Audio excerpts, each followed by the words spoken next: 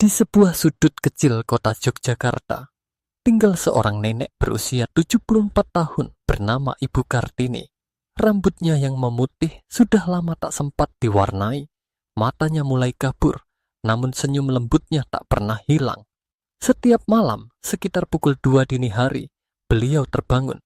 Bukan karena mimpi buruk atau suara bising dari luar, tetapi karena keinginan buang air kecil yang tak tertahankan. Setelah itu, beliau tak lagi bisa memejamkan mata. Dingin malam menyelimuti tubuhnya dan kesunyian kamar menjadi teman sepanjang sisa malam itu. Fenomena ini tak hanya dialami oleh Ibu Kartini. Di berbagai penjuru Indonesia, jutaan lansia menghadapi hal serupa. Bangun tengah malam berulang kali, tidur tak nyenyak, dan tubuh yang terasa lemas di pagi hari. Bahkan beberapa dari mereka mengalami hal lebih serius, seperti jatuh di kamar mandi karena mengantuk saat ke toilet. Lalu keesokan harinya, hari mereka diisi oleh rasa letih yang tak kunjung reda, suasana hati yang mudah berubah, dan berkurangnya semangat hidup. Yang lebih mengejutkan, banyak di antara mereka tidak menyadari bahwa kebiasaan makan sebelum tidur, khususnya jenis buah yang dikonsumsi, memainkan peran besar dalam siklus tidur mereka. Sebagian besar mengira bahwa makan buah itu selalu sehat dan bisa dilakukan kapan saja, termasuk di malam hari. Tapi ternyata tidak semua buah diciptakan sama. Ada buah yang bisa menjadi teman tidur terbaik, namun ada juga yang justru menjadi penyebab utama tidur terganggu. Ceritanya bermula saat cucu Ibu Kartini, Dina, seorang mahasiswa gizi di Jakarta, pulang kampung untuk liburan. Ia melihat betapa neneknya tampak kelelahan setiap pagi. Dina lalu meneliti rutinitas malam sang nenek. Apa yang dimakan, jam berapa tidur, aktivitas menjelang tidur, hingga pencahayaan kamar. Dan satu hal mencolok menarik perhatiannya.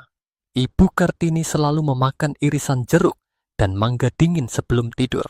Dina pun mulai mengganti buah-buahan tersebut dengan setengah buah kiwi yang memiliki kandungan melatonin tinggi, zat alami dalam tubuh yang membantu mengatur siklus tidur. Hanya dalam waktu beberapa malam, tidur Ibu Kartini menjadi lebih nyenyak. Beliau tetap bangun sekali di malam hari, namun dapat dengan mudah tertidur kembali. Tak ada lagi mata sembab di pagi hari. Tak ada lagi tubuh letih sepanjang hari. Bahkan semangat hidupnya perlahan kembali.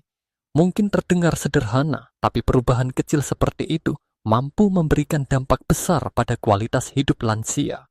Di video ini, kita akan membahas lebih dalam mengenai fenomena sulit tidur pada orang tua, jenis buah yang bisa membantu atau justru mengganggu tidur, serta kebiasaan-kebiasaan kecil sebelum tidur yang bisa membawa perubahan besar.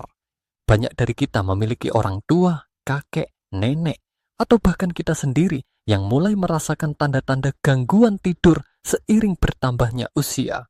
Tidur bukan hanya soal istirahat, tetapi soal menjaga keseimbangan hormon, memperkuat daya tahan tubuh, dan mempertahankan kesehatan mental. Dan kabar baiknya, semua itu bisa dimulai dari langkah kecil, seperti memilih buah yang tepat di malam hari. Tetaplah bersama kami hingga akhir video, karena solusi sederhana ini bisa jadi sangat berarti bagi hidup seseorang yang Anda cintai. Dan siapa tahu, mungkin Anda pun akan menemukan jawaban atas malam-malam gelisah yang selama ini Anda anggap sebagai bagian normal dari penuaan. Dina, yang merasa penasaran dengan perubahan positif yang dialami neneknya, mulai melakukan penelitian kecil. Ia berbicara dengan teman-teman kuliahnya, mengkaji jurnal ilmiah, dan bahkan mewawancarai beberapa lansia di sekitar tempat tinggal Ibu Kartini. Dari sana, terungkap bahwa masalah bangun malam pada orang lanjut usia bukanlah hal sepele atau sekadar karena usia. Ada penjelasan ilmiah yang sangat masuk akal di balik fenomena ini. Saat seseorang memasuki usia lanjut, berbagai fungsi tubuh mengalami penurunan. Salah satunya adalah kemampuan tubuh dalam memproduksi hormon melatonin. Melatonin adalah hormon yang diproduksi oleh kelenjar pineal di otak, dan hormon inilah yang mengatur ritme sirkadian atau jam biologis tubuh. Pada orang muda, kadar melatonin meningkat secara alami saat malam tiba, memberikan sinyal kepada tubuh bahwa sudah waktunya tidur. Namun pada lansia, produksi melatonin menurun drastis, menyebabkan mereka sulit merasa ngantuk. atau mudah terbangun di tengah malam.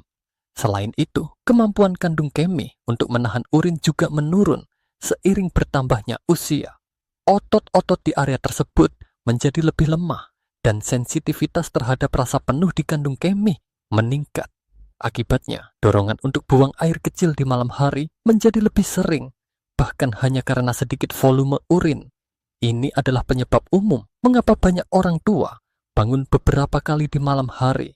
Pak Agus, seorang pensiunan guru dari Semarang, menceritakan pengalamannya kepada Dina. Setiap malam, ia hampir selalu terbangun 3 kali. Awalnya ia mengira itu hanya karena kebiasaan minum air sebelum tidur. Namun meski sudah dikurangi, kondisinya tidak banyak berubah. Tubuhnya merasa lelah, pikirannya kabur di pagi hari, dan konsentrasinya menurun drastis. Ia sempat menganggap bahwa ini adalah bagian dari proses penuaan yang tidak bisa dihindari. Namun ada hal lain yang juga memengaruhi kualitas tidur lansia, yaitu konsumsi obat-obatan. Banyak orang tua yang mengandalkan berbagai jenis obat untuk mengelola tekanan darah, kolesterol, nyeri sendi, dan penyakit kronis lainnya. Beberapa dari obat ini memiliki efek samping yang mengganggu pola tidur, seperti sering buang air kecil, gelisah, atau sulit tidur kembali setelah terbangun. Tidak hanya itu, lansia juga cenderung mengalami perubahan dalam fase tidur. Tidur mereka menjadi lebih ringan, lebih banyak berada pada fase non-REM, dan lebih sedikit dalam fase tidur dalam. Hal ini membuat mereka lebih sensitif terhadap suara kecil, cahaya, atau perubahan suhu di kamar. Bahkan suara kipas angin atau cahaya dari jendela bisa dengan mudah membangunkan mereka dari tidur. Dari hasil penelusuran Dina, ia menemukan bahwa banyak lansia juga memiliki kebiasaan tidur siang terlalu lama. Tidur siang yang terlalu panjang atau dilakukan terlalu sore bisa mengganggu siklus tidur malam. Tubuh tidak merasa cukup lelah saat malam tiba, dan hasilnya mereka sulit tertidur atau tidur dengan sangat dangkal. Yang lebih menarik, banyak dari mereka memiliki pikiran yang tidak berhenti bekerja menjelang tidur. Kecemasan, pikiran akan masa lalu, rasa kesepian, dan kekhawatiran tentang kesehatan atau keluarga seringkali muncul saat malam tiba. Saat semuanya menjadi sunyi, pikiran-pikiran ini membuat otak tetap aktif dan sulit masuk ke kondisi rileks yang dibutuhkan untuk tidur nyenyak. Semua faktor ini membentuk lingkaran setan. Kurang tidur membuat tubuh lebih stres, stres membuat tidur lebih sulit, dan begitu seterusnya.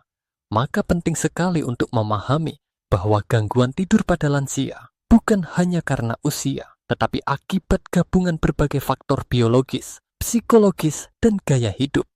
Dina pun mencatat semua temuan ini dan mulai menyusun strategi sederhana untuk membantu bukan hanya Ibu Kartini, tetapi juga lansia lainnya. Ia menyadari bahwa dengan mengubah kebiasaan-kebiasaan kecil, serta memperhatikan asupan makanan sebelum tidur, kualitas hidup seseorang bisa meningkat drastis. Dalam bagian selanjutnya, kita akan membahas kesalahan umum yang sering dilakukan banyak orang dalam memilih buah untuk dikonsumsi di malam hari. Buah yang tampaknya sehat bisa jadi musuh tidur jika tidak dikonsumsi dengan cara yang tepat. Tetap lanjutkan, karena solusi sederhana bisa dimulai dari apa yang kita makan sebelum tidur. Setelah memahami penyebab biologis di balik sulit tidur pada lansia, Dina mulai mencermati lebih dalam pola makan Ibu Kartini, khususnya jenis buah yang rutin dikonsumsi menjelang tidur. Ternyata, kebiasaan makan buah di malam hari adalah hal yang umum dilakukan banyak orang tua di sekitarnya. Mereka percaya bahwa buah adalah pilihan makanan sehat, ringan, dan menyegarkan sebelum tidur. Namun, tidak semua buah bersahabat dengan tidur malam. Ibu Kartini, seperti banyak lansia lainnya, terbiasa mengonsumsi irisan jeruk dan potongan mangga manis dari kulkas sebelum tidur. Rasanya segar, manis, dan membantu meredakan haus. Tapi justru itulah masalahnya. Jeruk, meskipun kaya vitamin C, memiliki kandungan asam sitrat yang tinggi. Sifat asam ini dapat memicu naiknya asam lambung, membuat perut terasa tidak nyaman saat berbaring. Akibatnya, tubuh menjadi lebih gelisah dan sulit mencapai fase tidur dalam. Mangga, meskipun mengandung serat dan antioksidan, termasuk buah dengan indeks glikemik tinggi, Ini berarti kadar gulanya cepat diserap oleh tubuh, memicu lonjakan glukosa darah. Lonjakan ini bisa memicu kerja insulin berlebih, dan saat kadar gula turun kembali di tengah malam, tubuh bisa merespons dengan rasa gelisah, terbangun, atau bahkan merasa lapar kembali. Banyak orang tidak menyadari bahwa fluktuasi gula darah seperti ini sangat berdampak pada kestabilan tidur. Selain itu, mengonsumsi buah-buahan yang tinggi kandungan air seperti semangka atau melon juga bisa menjadi bumerang bagi kualitas tidur. Meskipun terasa menyegarkan, kadar air yang tinggi membuat ginjal bekerja lebih keras di malam hari. Hasilnya, dorongan untuk buang air kecil menjadi lebih sering dan pola tidur terganggu. Bahkan, meski hanya meminum setengah gelas air setelah makan buah seperti ini, kandung kemih akan tetap terisi cukup untuk membangunkan seseorang di tengah malam. Ada pula kebiasaan yang cukup umum dilakukan oleh banyak lansia, mencampur potongan buah dengan susu atau yogurt sebelum tidur. Campuran ini memang terlihat sehat dan mengenyangkan, namun kombinasi gula alami dari buah dengan laktosa dari susu bisa mempercepat fermentasi di perut, menyebabkan perut kembung atau rasa begah. Terutama bagi lansia dengan intoleransi laktosa ringan, efek ini bisa muncul hanya dalam waktu 1 jam setelah konsumsi. Kisah Ibu Lestari, seorang perempuan berusia 68 tahun dari Makassar, memperkuat pengamatan Dina. Setiap malam, Ibu Lestari rutin makan mangga manis dan melon dingin dari kulkas, lalu duduk menonton sinetron sambil menyeruput teh manis hangat.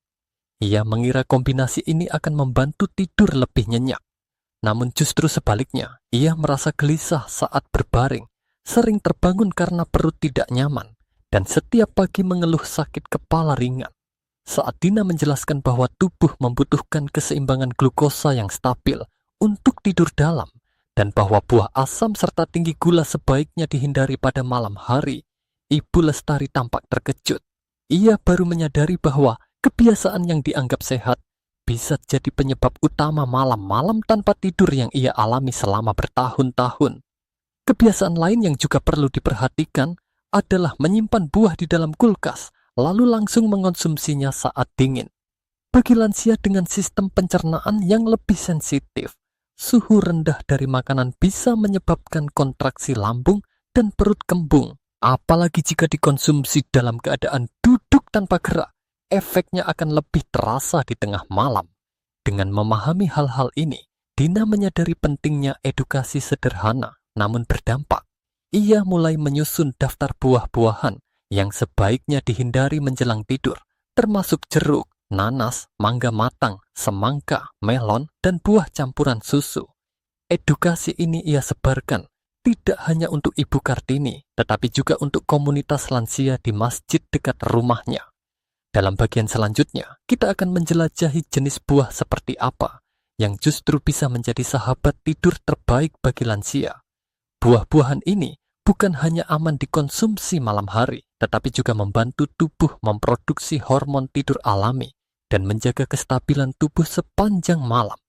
Setelah mengetahui bahwa tidak semua buah baik dikonsumsi di malam hari, Dina mulai fokus pada jenis buah apa yang justru memberikan manfaat nyata bagi kualitas tidur, khususnya untuk lansia.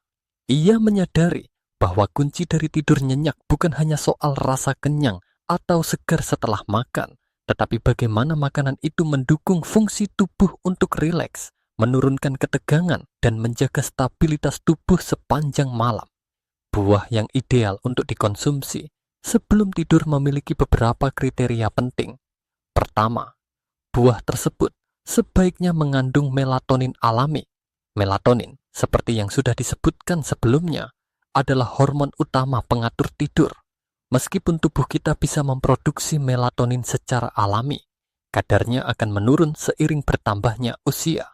Maka dari itu, mengonsumsi makanan yang mengandung melatonin dapat membantu meningkatkan kadar hormon ini dan mempermudah proses tertidur. Kiwi adalah contoh sempurna untuk buah dengan kandungan melatonin yang tinggi. Dalam beberapa penelitian, konsumsi kiwi secara rutin sebelum tidur terbukti meningkatkan durasi dan kualitas tidur, serta mengurangi frekuensi terbangun di malam hari. Kiwi juga mengandung antioksidan seperti vitamin C dan E, serta serotonin yang semuanya berperan dalam menenangkan sistem saraf. Kriteria kedua adalah kandungan magnesium dan kalium. Dua mineral ini sangat penting untuk membantu otot-otot tubuh rileks dan menurunkan tekanan darah. Lansia sering mengalami kekakuan otot atau ketegangan karena aktivitas seharian atau kondisi kronis seperti rematik dan hipertensi. Magnesium membantu menurunkan aktivitas saraf berlebih dan mempersiapkan tubuh masuk ke dalam fase istirahat. Pisang misalnya mengandung kedua mineral ini dalam jumlah tinggi, menjadikannya buah yang sempurna untuk dikonsumsi malam hari. Kriteria berikutnya adalah rendahnya indeks glikemik buah. Ini berarti buah tersebut tidak menyebabkan lonjakan gula darah secara cepat. Gula darah yang stabil penting agar tubuh tetap tenang sepanjang malam dan tidak memicu hormon stres seperti kortisol yang bisa mengganggu tidur. Apel dan bir Korea adalah contoh buah yang memiliki serat tinggi dan membantu menjaga kestabilan glukosa darah. Serat juga membantu pencernaan bekerja lebih lambat dan halus, sehingga tidak menimbulkan rasa tidak nyaman saat tidur. Buah yang baik untuk malam hari juga harus memiliki tekstur lembut dan mudah dicerna. Ini sangat penting karena sistem pencernaan lansia bekerja lebih lambat. Buah yang keras atau berserat kasar bisa menyebabkan perut kembung, begah, atau nyeri lambung di malam hari. Buah seperti naga putih adalah pilihan yang sangat tepat. Selain kaya serat larut yang ringan, buah ini juga rendah kalori dan tidak menyebabkan lonjakan gula darah. Kriteria lainnya adalah buah yang tidak bersifat asam. Sifat asam pada buah seperti jeruk dan nanas bisa merangsang produksi asam lambung yang menyebabkan refluks atau rasa terbakar di dada saat berbaring. Ini bisa membuat seseorang sulit tertidur atau terbangun karena tidak nyaman. Maka memilih buah yang netral atau sedikit basah seperti apel, pir, dan pisang jauh lebih aman. Dina kemudian membuat tabel sederhana yang ia tempel di dapur rumah Ibu Kartini. Tabel ini berisi 2 kolom, buah yang baik dan buah yang perlu dihindari. Di kolom kiri ia menuliskan kiwi, pisang, apel, bir Korea, dan naga putih. Di kolom kanan ia menuliskan jeruk, mangga matang, nanas, semangka, dan melon. Ia bahkan menambahkan catatan kecil, simpan di suhu ruang, jangan dicampur susu, konsumsi 1 jam sebelum tidur. Dalam waktu 1 minggu, perubahan pada pola tidur Ibu Kartini makin terasa. Beliau tidur lebih cepat, jarang terbangun, dan merasa lebih segar di pagi hari. Wajahnya terlihat lebih cerah, dan bahkan mulai ikut senam pagi bersama tetangga sekitar rumah. Kriteria terakhir yang tak kalah penting adalah kandungan triptofan. Triptofan adalah asam amino yang menjadi bahan dasar produksi serotonin dan melatonin. Meskipun lebih banyak ditemukan dalam makanan seperti susu, kacang, atau daging ayam, beberapa buah juga mengandung kadar kecil triptofan yang bisa membantu. Pisang adalah salah satunya. Melalui kombinasi semua kriteria ini, Dina akhirnya menyusun daftar karakteristik utama buah ideal untuk malam hari. Mengandung melatonin alami, kaya magnesium dan kalium, rendah indeks glikemik, tidak asam, tekstur lembut dan mudah dicerna, mengandung sedikit triptofan.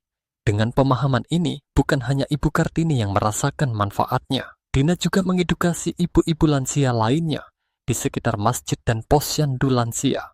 Ia memberikan contoh buah yang bisa dibeli di pasar tradisional atau supermarket terdekat, serta waktu konsumsi terbaik, yaitu sekitar 1 jam sebelum tidur dalam porsi kecil. Cukup 1 buah ukuran sedang atau setengah potong. Dalam bagian berikutnya, kita akan membahas 5 buah terbaik secara spesifik, dari manfaat kandungannya, cara penyajiannya, sampai pengalaman nyata dari lansia yang sudah merasakannya.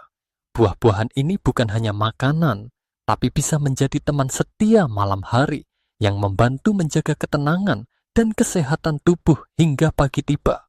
Setelah memahami kriteria buah yang mendukung tidur nyenyak, kini saatnya Dina memperkenalkan secara rinci 5 jenis buah yang paling efektif membantu para lansia tidur lebih baik. Kelima buah ini tidak hanya memenuhi syarat-syarat gizi dan fisiologis yang telah dijelaskan sebelumnya, tetapi juga mudah ditemukan di pasar Indonesia, ekonomis, dan enak dinikmati. Buah pertama adalah kiwi. Meskipun ukurannya kecil, kandungan gizinya luar biasa. Kiwi mengandung melatonin alami, vitamin C, antioksidan, dan serotonin yang membantu menenangkan sistem saraf. Dalam sebuah studi yang dilakukan oleh Taipei Medical University, para peserta yang mengonsumsi 2 buah kiwi 1 jam sebelum tidur selama 4 minggu mengalami peningkatan signifikan dalam durasi tidur, efisiensi tidur, dan penurunan waktu yang dibutuhkan untuk tertidur. Kandungan serat pada kiwi juga mendukung pencernaan malam hari, mencegah rasa kembung. Dina menyarankan agar kiwi dikonsumsi dalam kondisi matang, tidak terlalu asam, dan cukup setengah hingga 1 buah ukuran sedang.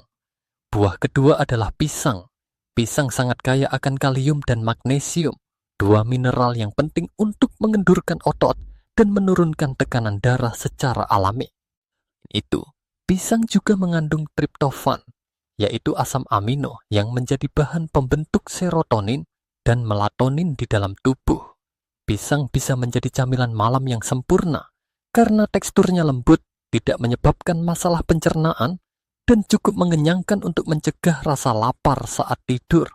Dina menyarankan untuk memilih pisang yang matang sempurna, berwarna kuning penuh tanpa terlalu banyak bintik coklat, dan dikonsumsi setengah atau 1 buah maksimal 1 jam sebelum tidur.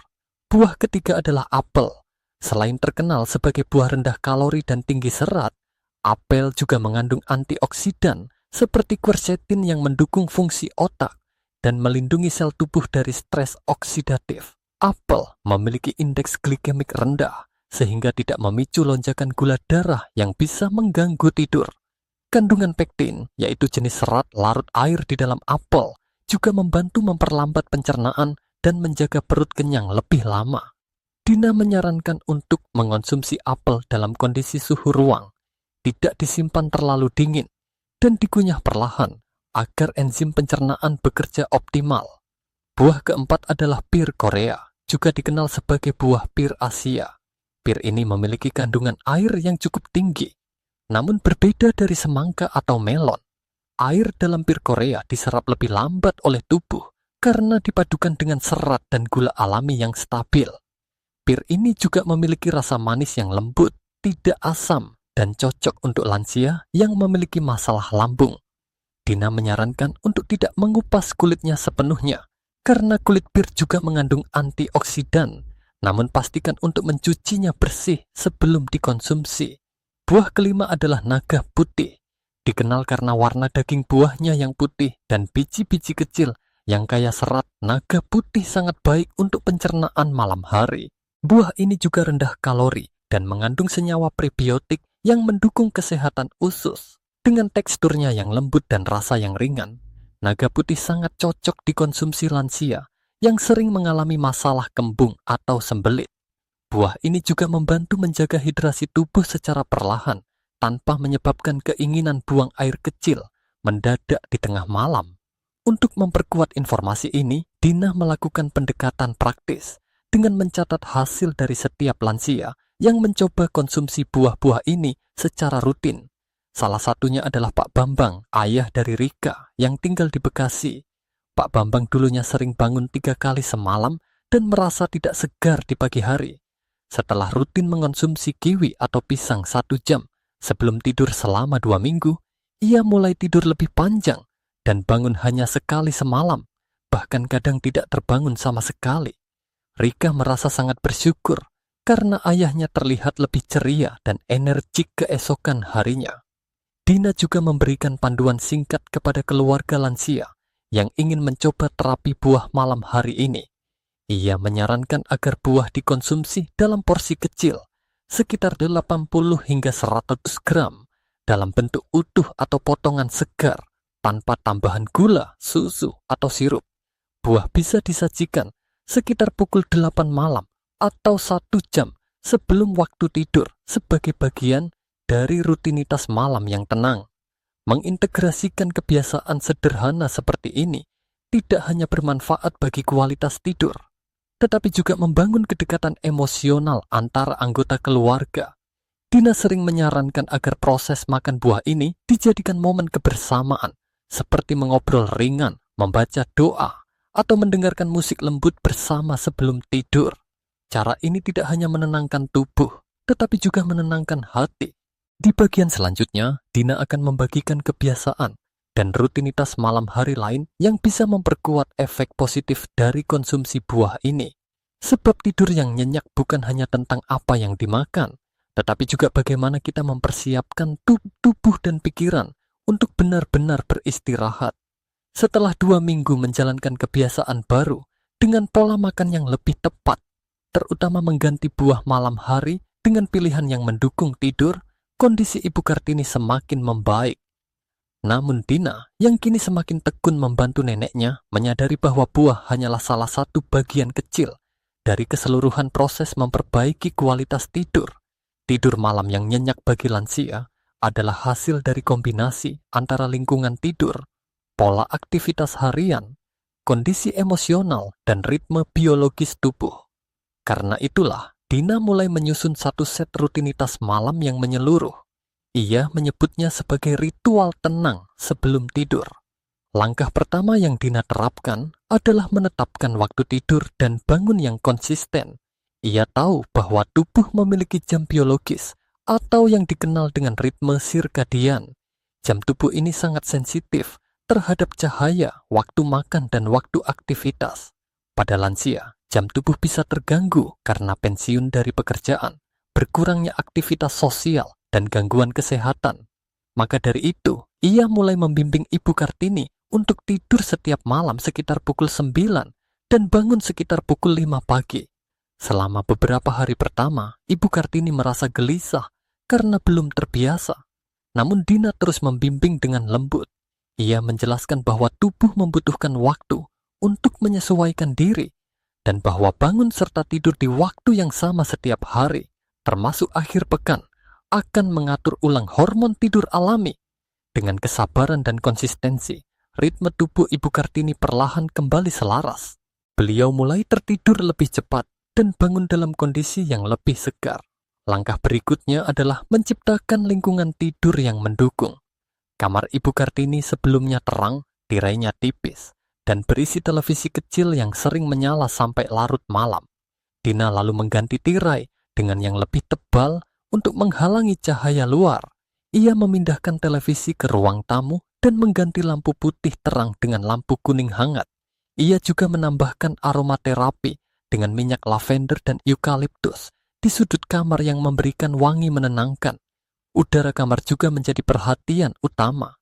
Dina memastikan ventilasi bekerja baik dan suhu ruangan tetap stabil antara 22 hingga 24 derajat Celcius. Untuk malam yang panas, kipas angin dinyalakan dengan kecepatan sedang. Untuk malam yang dingin, selimut hangat disiapkan. Ia juga menambahkan humidifier kecil agar udara tidak kering, terutama pada musim kemarau. Dina lalu memperkenalkan ritual relaksasi sebelum tidur. Salah satu kegiatan favorit Ibu Kartini adalah mendengarkan musik keroncong atau instrumental gamelan dengan suara lembut. Musik dengan tempo lambat terbukti secara ilmiah dapat menurunkan tekanan darah dan memperlambat detak jantung. Setiap malam sekitar pukul 8, mereka duduk bersama di ruang keluarga kecil, mendengarkan musik sambil berbincang ringan dan menyantap buah malam yang sudah disiapkan. Salah satu kebiasaan baru yang sangat membantu adalah latihan pernapasan dalam. Dina mengajari Ibu Kartini teknik 4-7-8. Tarik napas dalam selama 4 detik, tahan selama 7 detik, lalu hembuskan perlahan selama 8 detik. Latihan ini dilakukan berulang 5 hingga 10 kali sebelum tidur. Awalnya terasa aneh, tapi setelah beberapa hari, Ibu Kartini mulai merasa lebih tenang setiap kali mempraktikkannya. Bahkan pernah beberapa kali beliau tertidur saat masih dalam latihan pernapasan. Untuk meredakan ketegangan otot, Dina memperkenalkan pijat ringan di area kaki, terutama telapak dan tumit. Ia menggunakan minyak kayu putih hangat dan memijat perlahan selama 5 menit.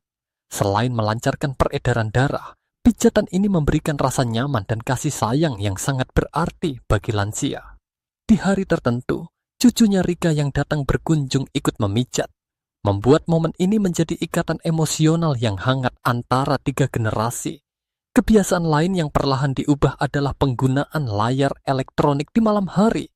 Dina menjelaskan bahwa cahaya biru dari ponsel dan televisi dapat menghambat produksi melatonin, membuat otak tetap aktif dan susah mengantuk. Maka sejak pukul 7 malam, semua gadget dimatikan atau dijauhkan dari kamar tidur. Sebagai gantinya, Dina memberi buku bacaan ringan, doa-doa pengantar tidur, atau hanya sekadar mengobrol tentang hal-hal kecil yang menyenangkan. Ia juga menekankan pentingnya tidak minum terlalu banyak air setelah pukul 5 sore. Ini bertujuan untuk menghindari keinginan buang air kecil berulang di malam hari. Ibu Kartini diarahkan untuk memenuhi kebutuhan cairan di siang hari. Jika merasa haus malam hari, ia bisa minum seteguk, 2 teguk air hangat, cukup untuk membasahi tenggorokan. Makanan malam juga menjadi perhatian. Makan malam utama dilakukan maksimal jam 6 sore dengan porsi kecil dan menu ringan seperti sayur rebus, tahu tempe, dan nasi sedikit. Buah dikonsumsi 1 jam sebelum tidur sebagai pengganti camilan. Jika merasa sangat lapar, Dina menyediakan susu hangat bebas laktosa atau bubur kacang hijau rendah gula sebagai opsi. Dina juga membimbing Ibu Kartini agar tidak melakukan aktivitas lain di tempat tidur. Ranjang hanya digunakan untuk tidur dan istirahat. Tidak ada makan, menonton TV, atau bermain ponsel di tempat tidur. Ini bertujuan agar otak mengasosiasikan tempat tidur hanya dengan kegiatan istirahat, sehingga lebih mudah tertidur saat berbaring. Untuk mengatasi pikiran gelisah atau kekhawatiran di malam hari, Dina memperkenalkan jurnal malam syukur. Setiap malam sebelum tidur, Ibu Kartini menuliskan 3 hal yang ia syukuri dari hari itu, dan 1 harapan kecil untuk esok hari. Kebiasaan ini sederhana, tapi efeknya luar biasa. Dengan menutup hari dalam rasa syukur, otak merasa lebih damai dan tidak dihantui pikiran negatif. Selain rutinitas malam, aktivitas fisik, dan paparan cahaya di siang hari juga sangat mempengaruhi tidur malam. Dina mengajak Ibu Kartini jalan pagi setiap hari selama 30 menit. Paparan sinar matahari pagi membantu tubuh memproduksi serotonin yang akan diubah menjadi melatonin saat malam tiba. Di sore hari, Ibu Kartini melakukan peregangan ringan atau duduk mengayun kaki di beranda, cukup untuk menjaga sirkulasi dan rasa lelah alami menjelang tidur. Dari seluruh rutinitas ini, efek paling signifikan tidak hanya terlihat dari jam tidur yang lebih panjang, tapi juga dari suasana hati Ibu Kartini yang jauh lebih stabil. Beliau tidak mudah murung, tidak sering mengeluh sakit kepala, dan lebih semangat mengikuti kegiatan komunitas. Bahkan, beberapa tetangga lansia mulai meniru kebiasaannya, membuat ritual malam ini menjadi kebiasaan kolektif yang memperkuat semangat bersama. Dina menyimpulkan bahwa kebiasaan kecil yang dilakukan dengan konsisten bisa menjadi fondasi besar bagi kesehatan tidur lansia. Ini bukan tentang obat, bukan tentang larangan keras, tapi tentang menciptakan suasana tenang, nyaman, dan penuh kasih yang membuat tubuh siap beristirahat. Di bagian selanjutnya, kita akan membahas beberapa kesalahan umum yang sering dilakukan lansia atau keluarganya yang justru mengganggu kualitas tidur tanpa disadari. Dengan menghindari kebiasaan tersebut, rutinitas sehat yang sudah dibangun bisa semakin efektif dan bertahan dalam jangka panjang. Meskipun sudah melakukan berbagai kebiasaan baik sebelum tidur, ada hal-hal yang jika tidak disadari bisa menggagalkan seluruh usaha untuk mendapatkan tidur nyenyak. Dina menyadari bahwa banyak lansia dan keluarganya masih melakukan kesalahan kecil yang tampaknya sepele, tetapi berdampak besar pada kualitas istirahat malam hari. Kesalahan pertama adalah tidur siang terlalu lama atau terlalu sore. Banyak lansia merasa cepat lelah di siang hari dan akhirnya tidur hingga 1-2 jam. Padahal tidur siang ideal bagi lansia sebaiknya tidak lebih dari 20-30 menit dan dilakukan sebelum pukul 3 sore.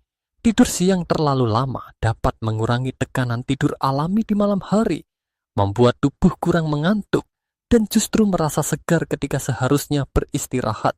Ibu Kartini dulu sering tidur selepas ashar selama 1 jam, dan ia merasa sulit tidur di malam hari. Setelah Dina membatasi tidur siang hanya 20 menit, sekitar pukul 1 siang, Ibu Kartini lebih mudah tertidur malamnya. Kesalahan kedua adalah tidur dengan televisi menyala. Beberapa orang lansia mengaku sulit tidur jika tidak ada suara atau cahaya, sehingga mereka membiarkan TV menyala di kamar. Namun kenyataannya, suara berubah-ubah dan cahaya biru dari layar TV bisa mengganggu ritme otak dalam mempersiapkan tidur dalam. Otak tidak benar-benar istirahat jika masih menangkap rangsangan suara dan cahaya.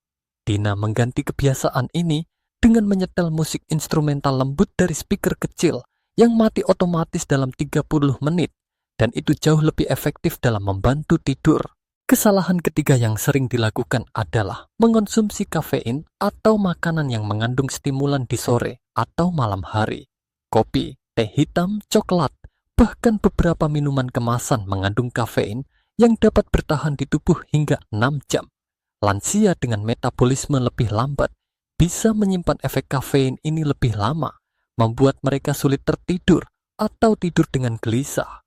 Dina kini memastikan bahwa semua minuman berkafein dihentikan sebelum pukul 2 siang. Sebagai pengganti, ia memberikan teh herbal bebas kafein seperti chamomile atau serai hangat di malam hari. Kesalahan keempat adalah menjadikan tempat tidur sebagai tempat beraktivitas lain, seperti makan, bermain ponsel, atau membaca dalam posisi duduk lama. Kebiasaan ini menyebabkan otak kehilangan asosiasi antara tempat tidur dan tidur itu sendiri.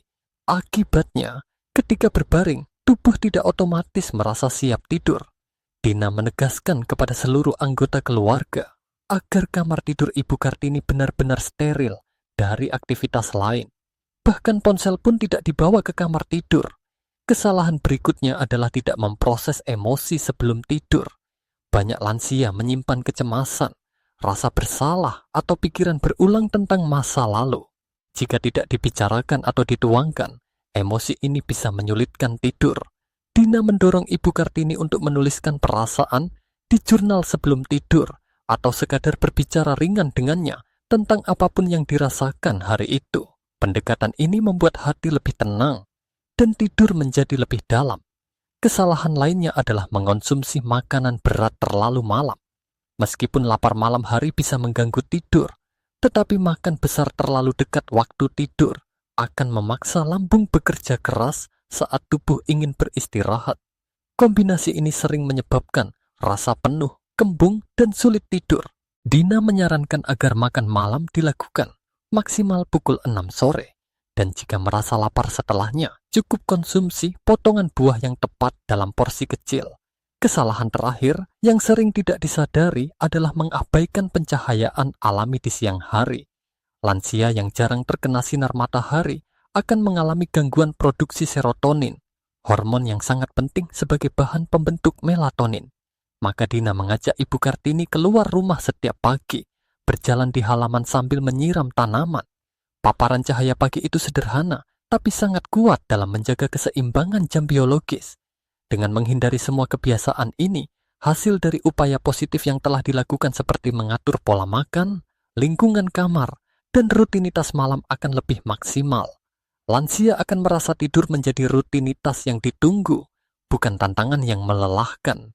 Dalam bagian penutup nanti, Dina akan merangkum semua pelajaran yang telah dijalani bersama Ibu Kartini dan menyampaikan pesan inspiratif bahwa tidur nyenyak di usia senja bukanlah kemewahan, tapi hak yang bisa dicapai dengan kebiasaan sederhana dan penuh cinta.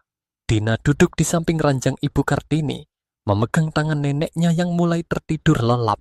Di luar, malam telah turun dengan tenang, langit gelap ditaburi bintang. Tak ada lagi suara kaki yang mondar-mandir di lorong rumah. Tak ada lagi keluhan tentang mata yang sulit terpejam atau tubuh yang letih di pagi hari. Kini, malam-malam Ibu Kartini dipenuhi ketenangan, dan pagi-paginya disambut dengan semangat yang perlahan kembali. Perjalanan mereka bukanlah perjalanan ajaib. Tidak ada pil tidur mahal, tidak ada terapi rumit. Yang ada hanyalah kesabaran, perhatian, dan perubahan kecil yang konsisten. Mengganti buah malam, menciptakan suasana kamar yang tenang, mengatur waktu tidur, dan membangun rutinitas yang penuh makna. Menyadari bahwa tidur nyenyak di usia lanjut bukanlah sesuatu yang mustahil, asalkan kita memahami tubuh, mendengarkan kebutuhan jiwa, dan memberikan waktu untuk beradaptasi. Dalam video ini, kita telah menyaksikan bagaimana satu perubahan sederhana seperti memilih buah yang tepat bisa menjadi pintu masuk menuju kualitas hidup yang jauh lebih baik. Kita belajar bahwa kiwi, pisang, apel, pir Korea, dan naga putih bukan hanya lezat, tapi juga sahabat bagi tubuh yang lelah dan pikiran yang mencari ketenangan. Kita juga telah melihat bahwa tidur bukan hanya soal memejamkan mata, tapi soal keseluruhan keseimbangan, emosi yang damai, lingkungan yang mendukung, dan kebiasaan yang menenangkan.